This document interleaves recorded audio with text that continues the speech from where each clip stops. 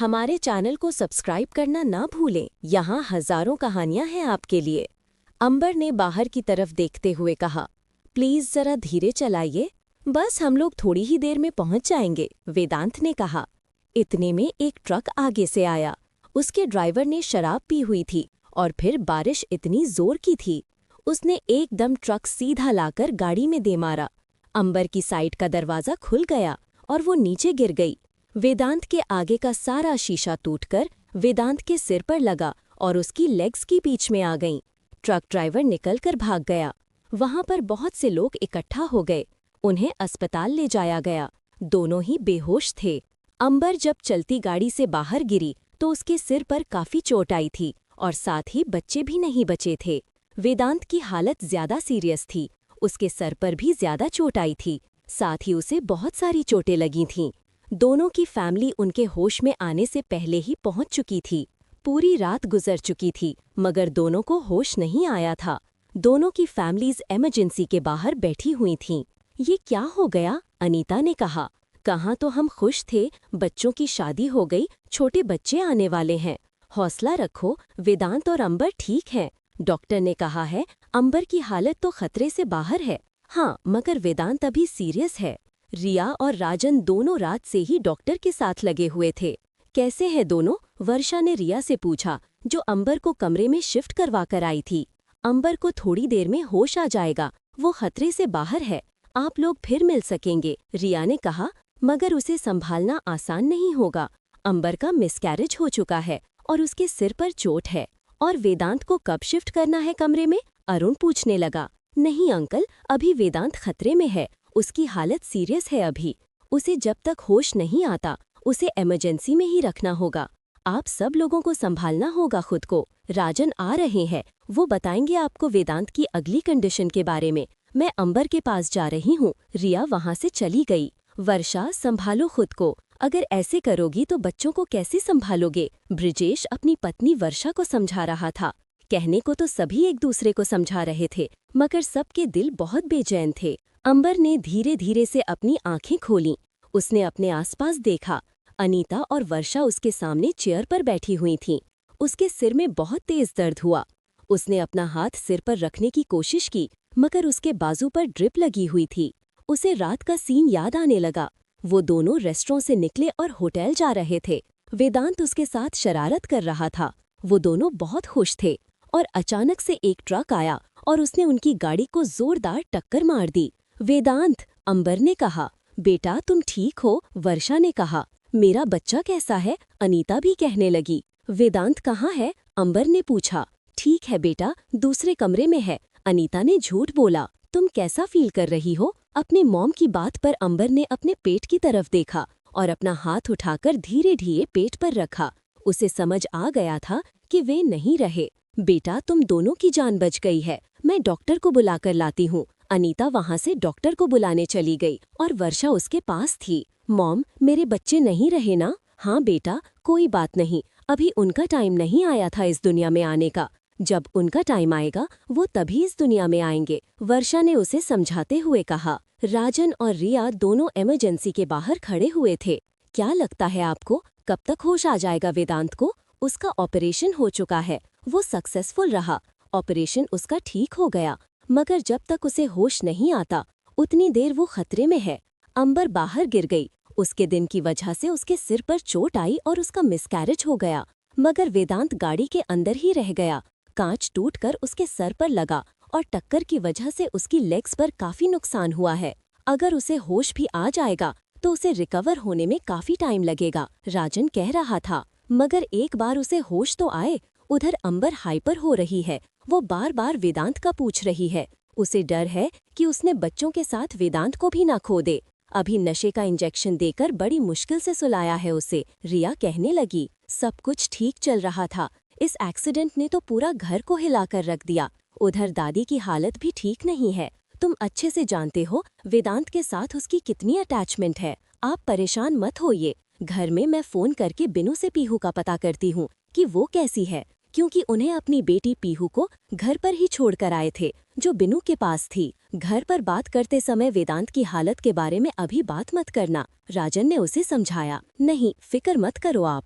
हमारे चैनल को सब्सक्राइब करना न भूलें। यहाँ हजारों कहानियां हैं आपके लिए। सब कुछ ठीक चल रहा था।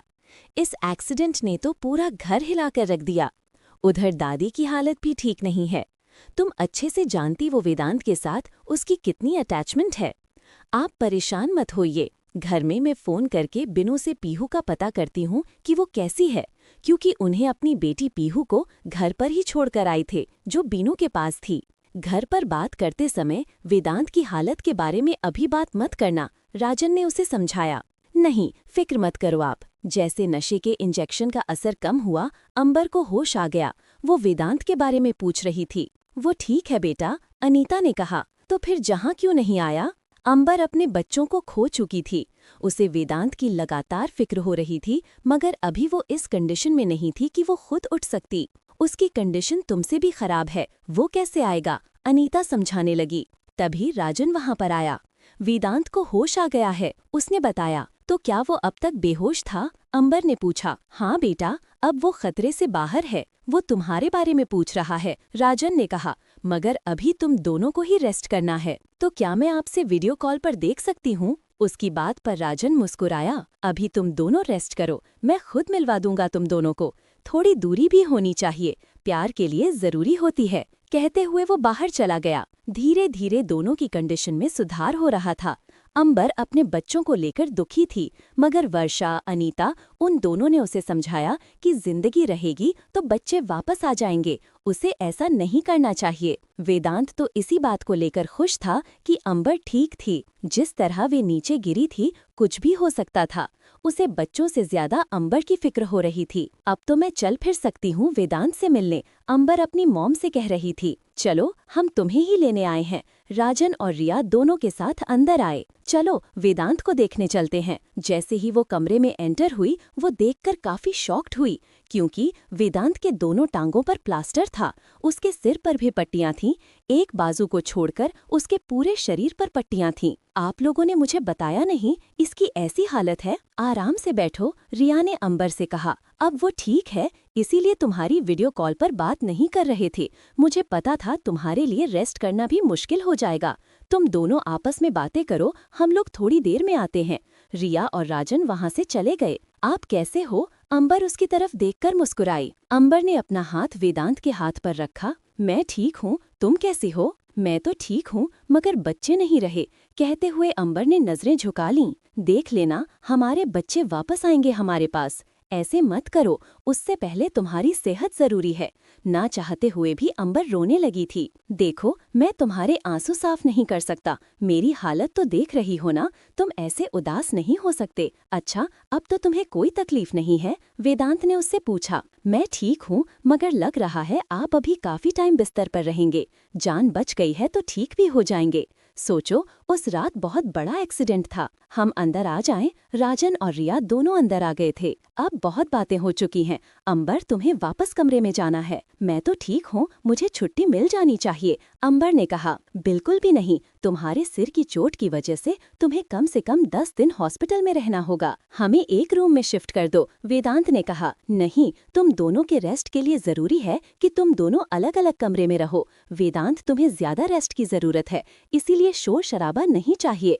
अंबर अभी ठीक है, फिक्र मत करो, तुम दोनों को साथ ही रहना है। वो चारों मुस्कुराने लगे थे। और हम भी वापस जा रहे हैं। हम लोगों को वहीं अस्पताल में भी तो रह सकते हैं, वेदांत कहने लगा। नहीं, अभी तुम्हारी कंडीशन नहीं है कि तुम्हें जहाँ से ले जाया जाए। तुम कम से कम 15 दिन जहाँ रहोगे और अंबर को थोड़े दिन रखा जाएगा। वो वहाँ से चले गए थे। अंबर दिन में कम से कम 2 बार वेदांत से मिलने आती। उसका टाइम फिक्स था। सुबह 9 बजे आती और कम से कम 1 घंटा उसके पास बैठती। फिर शाम को 7 बजे आती और 1 घंटा तक बैठती। इससे ज्यादा अनीता उसे बैठने नहीं देती थी, क्योंकि उसके लिए रेस्ट जरूरी था और वेदांत भी ज्यादा देर बात नहीं कर सकता था। दिन को अंबर सो रही थी कि उसे अचानक से एक्सीडेंट वाला सपना आ गया। वो डर कर उठ गई। उसने आसपास देखा, वहाँ पर वो रूम में अकेली थी। शायद अनीता बाहर चाय पीने के लिए चली गई थी। मुझे वेदांत को देखने जाना चाहिए। वो उठकर वेदांत के रूम की तरफ जाने लगी। जैसे ही उसने वेदांत के रूम का दरवाजा खोला, वहाँ जोर से हंसने की आवाज आ रही थी। एक खूबसूरत सी लड़की शॉर्ट ड्रेस में बैठी हुई थी और उसका हाथ वेदांत के हाथ पर था। वेदांत भी उसके साथ मुस्कुरा रहा था। अच्छा किया तुम आ गई, तुम्हारे आने से देखो जहाँ पर रौनक हो गई, वेदांत कह रहा था। मुझे पहले पता ही नहीं था, वरना मैं तो पहले आ जाती, उसे लड़की ने कहा। जब तुम्हारा फोन आया तो मुझे तो पता चला कि तुम जहाँ पर हो, मैं तो भाग चली आई। तुम्हारी बीवी का भी साथ में एक्सीडेंट हुआ है, वो भी इसी अस्पताल में है। उन दोनों को ही नहीं पता चला था कि अंबर कमरे में आई है।